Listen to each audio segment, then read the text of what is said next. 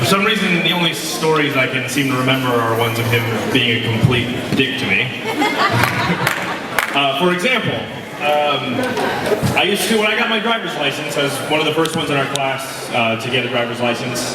And there was a little neighborhood right next to Cardinal Newman High School, Brighton Court, I believe it's called. And I used to park my car in there near Ann Balo's house.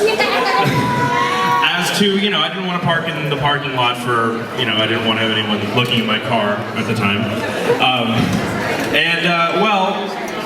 I found out one day that Dominic had been sneaking over to my car right when school ended and been removing parking tickets every day for a month.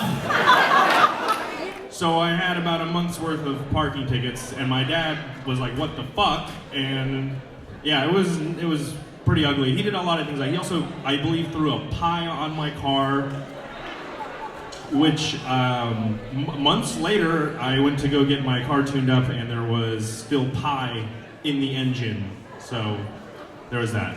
So anyway, I'm here to introduce a man that some of you may know as Dan. Some of you know him as the Coxon. Some of you probably don't know him, and for those, I feel sorry.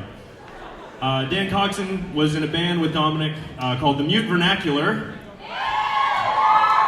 I myself was a very big fan of them. Riley Hammersley was in the band with the two of them. They played a lot of shows. Thomas said that he put this in words yesterday, that they were celebrities at Newman to us. And it's cool to have Dan here playing. He's gonna play some old stuff, some new stuff. I don't really know what he's gonna play. I'm just bullshitting. Anyway, so he didn't want me to start a Coxon chant, so we won't.